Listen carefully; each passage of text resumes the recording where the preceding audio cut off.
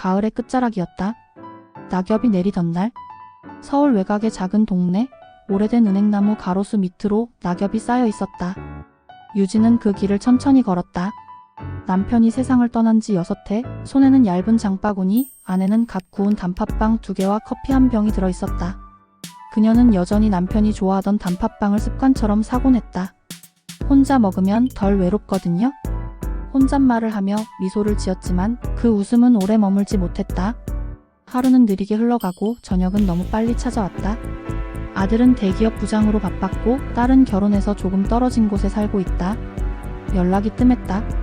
전화벨은 잘 울리지 않았고 누군가의 발자국 소리가 문 앞에 멈출 일도 드물었다. 그녀는 이제 누군가의 아내도 아니고 누군가의 어머니로서조차 잊혀가고 있었다. 삶은 조용했고 그 조용함이 가끔 너무 아팠다. 그날 유진은 동네 카페 메이플에 들렀다. 창가 자리에는 낮은 빛의 조명이 놓여 있었고 라디오에서는 80년대 발라드가 흘러나왔다. 유진은 따뜻한 라테를 주문해 창밖을 바라보았다. 바람이 낙엽을 휘날리며 가로수를 스쳤다. 그때 문이 열리며 한 남자가 들어왔다. 회색 코트를 입은 머리 희끗한 중년 남자였다. 그는 조심스럽게 카운터에서 커피를 주문하고 유진 맞은편 테이블에 앉았다. 한참을 아무 말 없이 창밖만 보던 남자는 무심히 유진 쪽으로 고개를 돌렸다. 이 근처에 자주 오세요? 낯선 목소리에 놀라 잠시 머뭇거렸지만 그의 눈빛이 묘하게 따뜻했다. 네, 가끔요. 이 카페 조용해서 좋아요? 그는 미소를 지었다. 맞아요? 세상이 요란해서 이런 데가 귀하죠? 그날 두 사람은 이름을 나누지 않은 채 한참을 이야기했다. 어릴 적 살던 동네 이야기, 요즘 뉴스의 소란함, 그리고 늦은 인생에서의 외로움. 그의 말투는 장난기가 있었지만 진심이 있었다. 떠나기 전 그는 고개를 숙이며 말했다. 혹시 다음에 또 뵐 수 있을까요? 유진은 그때 자신도 모르게 고개를 끄덕였다. 그럼요. 이 시간에 자주 와요? 그는 미소를 짓고 문을 나섰다. 그의 뒷모습이 문 사이로 사라질 때까지 유진은 커피잔을 꼭 쥐고 있었다. 이상하게 마음이 두근거렸다. 그날 밤 오랜만에 잠이 오지 않았다. 아무 일도 없었는데 가슴 한켠이 살아있는 듯 했다. 다음 주 같은 시간, 카페 메이플의 창가 자리에 앉아있던 유진은 문이 열리는 소리를 들었다. 그가 들어왔다. 또 뵙네요? 그러게요. 우연이네요? 아니요, 일부러 왔습니다. 그의 솔직한 말에 유진은 웃음을 터뜨렸다. 그제서야 이름을 물었다. 이름이? 준입니다. 박준. 저는 유진이에요. 이름이 입안에 맴돌았다. 박준, 묘하게 따뜻한 울림이었다. 그날 이후 두 사람은 일주일에 한 번씩 만났다. 카페에서 책을 읽거나 근처 공원을 걸었다. 대단한 일은 없었지만 그 시간만큼은 세상과 떨어져 있었다. 준은 은퇴한 건설 기술자였다. 젊은 시절 전국을 떠돌며 다리를 찢고 건물을 세웠다고 했다. 지금은 그냥 빈집을 손보며 삽니다. 낡은 것들을 고치는 게 제겐 익숙하거든요.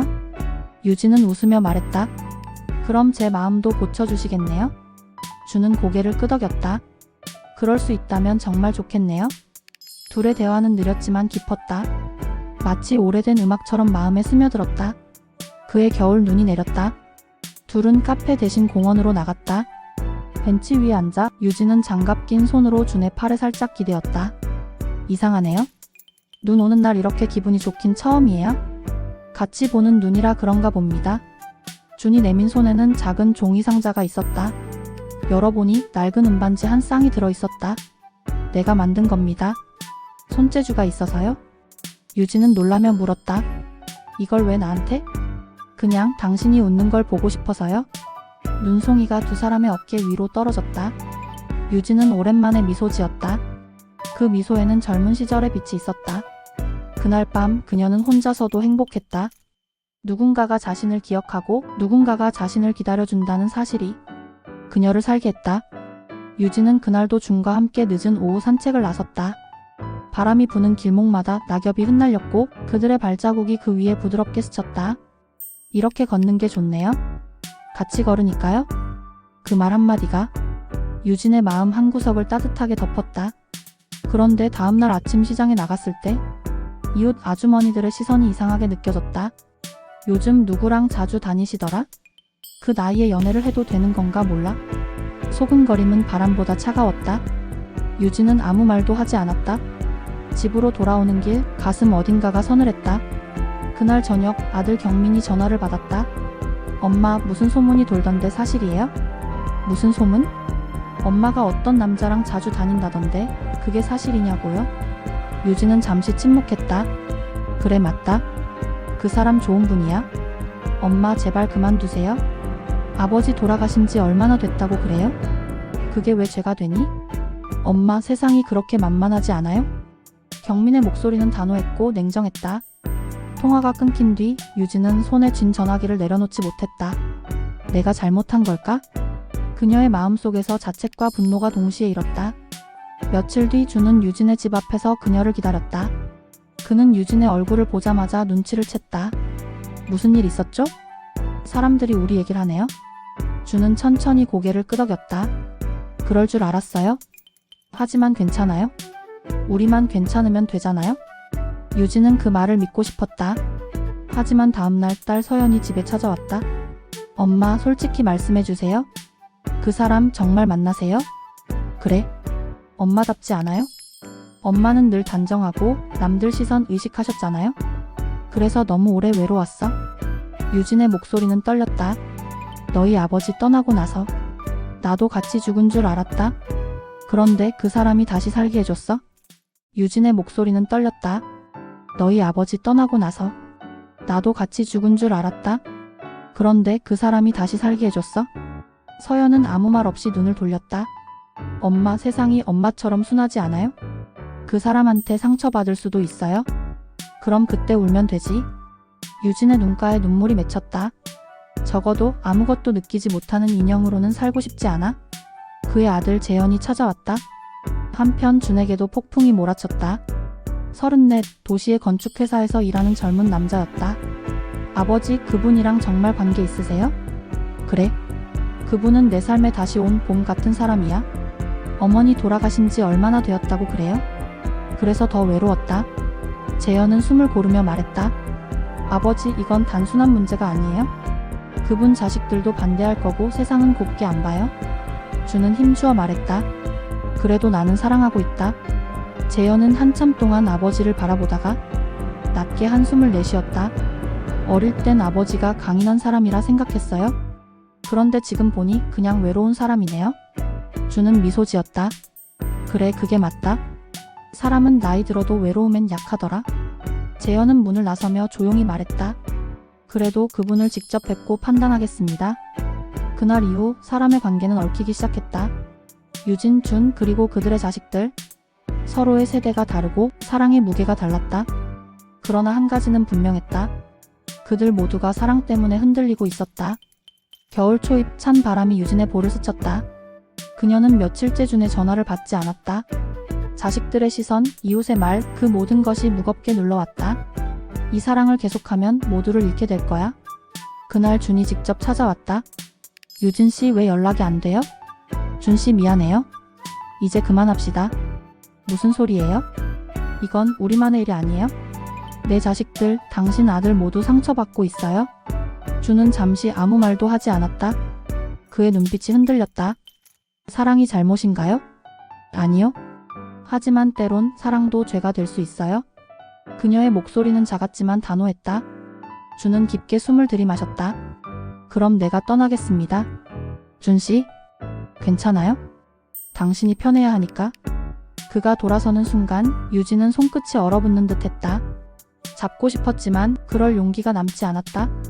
그날 밤 유진은 울음을 참았다. 그는 다시 돌아오지 않았다. 겨울은 유난히 길었다. 유진은 매일 같은 길을 걸었고 카페 메이플의 창가 자리를 바라보다 그냥 돌아섰다. 이 자리에 앉으면 자꾸 그 사람이 보여요. 아침엔 산책, 오후엔 시장, 밤에는 TV 앞에 앉아 남편의 낡은 사진을 바라봤다. 하지만 마음속에는 이미 다른 얼굴이 자리 잡고 있었다. 그게 더 아팠다. 한편 준은 공사 현장으로 돌아갔다. 철제 구조물 위에서 바람을 맞으며 그는 자신이 만든 다리들을 바라보았다. 다리를 세우는 일은 쉬운데 사람 사이의 다리는 왜 이렇게 어렵지? 그의 손은 거칠었고 마음은 허물어져 있었다.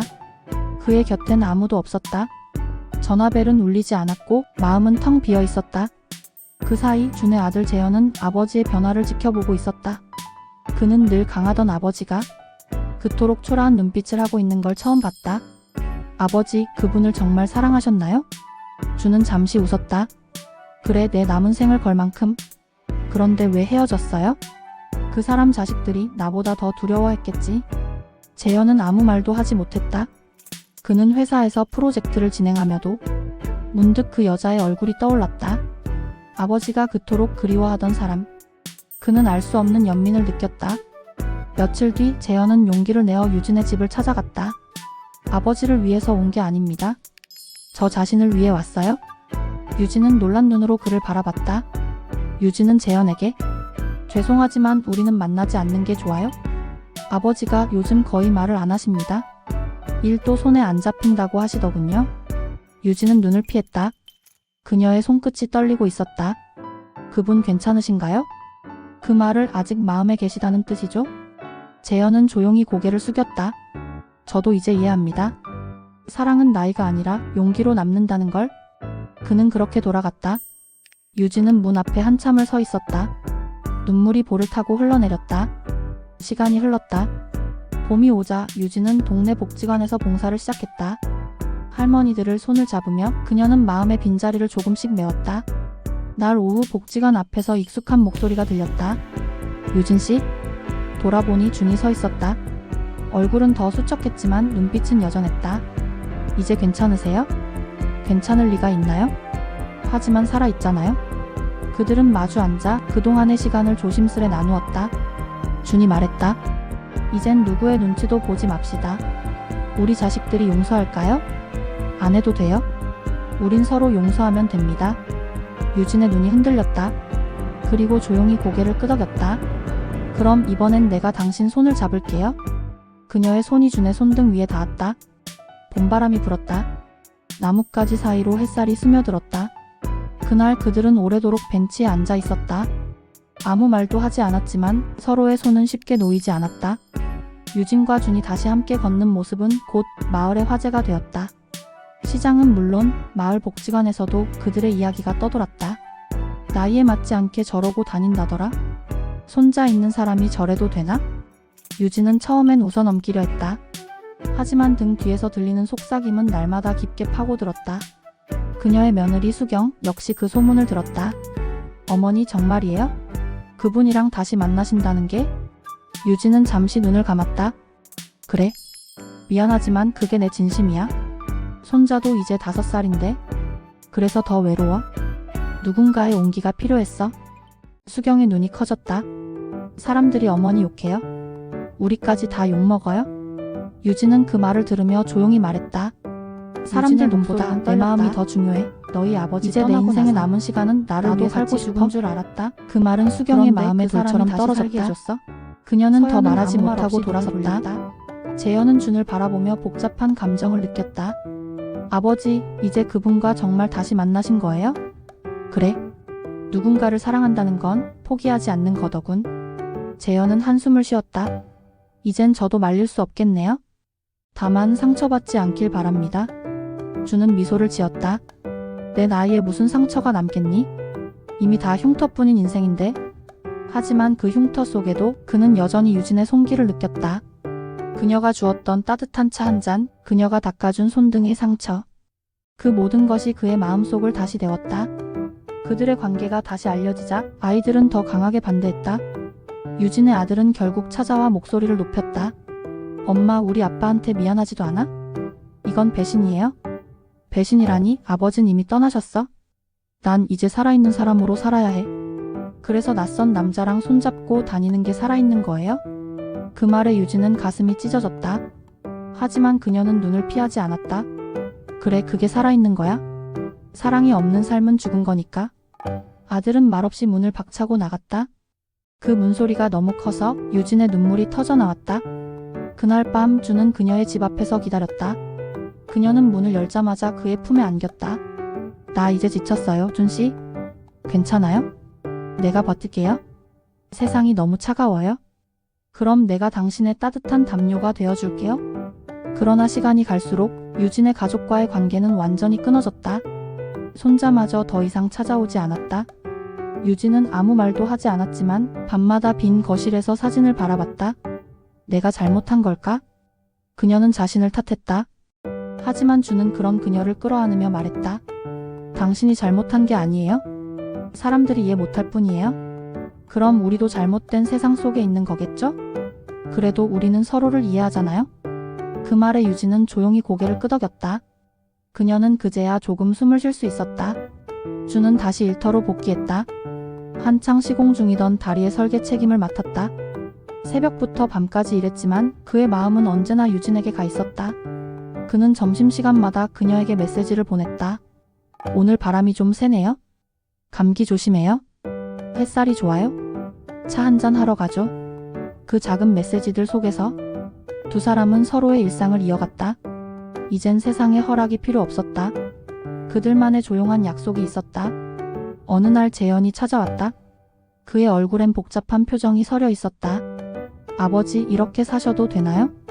주는 말했다. 아들아, 지금이 어느 때보다 행복하다고? 재현은 조용히 웃었다. 이제야 이해가 되는 거냐? 네, 아버지. 사랑이란 게 나이로 멈추지 않는다는 걸요? 재현은 말했다. 아버지, 앞으로 그분 잘 지켜주세요. 저도 이제는 응원할게요. 주는 그 말을 듣고 한동안 아무 말도 하지 못했다. 그의 눈에 눈물이 맺혔다. 고맙다, 아들아. 이제 내 인생에서 가장 큰 허락을 받았구나. 며칠 뒤 유진의 아들도 찾아왔다. 그의 표정은 여전히 딱딱했지만 눈빛은 전보다 부드러웠다. 엄마, 미안해요. 내가 너무 이기적이었어요? 아버지와의 추억이 전부라 생각했는데 엄마도 이제 새 추억을 가질 자격이 있죠? 유진은 아들의 손을 잡았다. 고마워. 그 한마디가 내 마음을 다 살렸어. 그날 밤 그녀는 준에게 전화를 걸었다. 이제 우리 모두 용서받았어요? 준은 잠시 침묵하다가 말했다. 아니요. 우리가 용서를 받은 게 아니라 세상이 조금씩 변한 거예요. 그녀는 웃었다. 바람이 불고 낙엽이 흩날렸다. 그들은 손을 잡은 채 멈춰 섰다. 우리 많이 돌아왔네요? 그렇죠. 하지만 결국 여기까지 왔잖아요? 주는 그녀의 머리카락을 쓸어 올렸다. 이제는 두려워하지 말아요. 남은 시간 있는 그대로 사랑합시다. 그래요, 준씨? 우리 이 계절이 끝나도 불꽃처럼 살아요?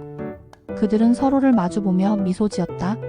멀리서 유진이 아들 가족, 유진이 딸 부부, 재현은 그들을 바라보고 있었다. 아이의 목소리가 바람에 실려왔다. 할머니, 할아버지. 유진은 그 소리에 고개를 돌렸다. 손자가 달려와 품에 안겼다. 그 순간 세상이 잠시 멈춘 듯 했다. 유진은 손자를 꼭 안아주었다. 노을빛이 강물 위에 붉게 번졌다. 그 빛은 두 사람의 얼굴을 감싸 안으며 오래된 그림처럼 따뜻하게 번져갔다. 주는 조용히 속삭였다. 이제야 내 인생의 다리가 완성됐네요. 유진이 그의 손을 꼭 잡았다. 그래요, 준씨? 우리의 사랑이 그 다리를 건넜네요. 바람이 불었다. 노을이 강 위에서 춤추고 있었다. 그들은 천천히 걸음을 옮겼다. 그 뒤로 붉은 잎들이 흩날리며 마치 그들의 사랑을 축복하듯 하늘로 올라갔다. 그날 저녁 도시의 불빛이 하나둘 켜질 때 그들의 그림자는 여전히 나란히 이어져 있었다. 세상이 그들을 몰랐어도 그들만은 서로의 세계가 되어 있었다. 준과 유진은 늦은 사랑이 아름답고 피어오르고 있었습니다.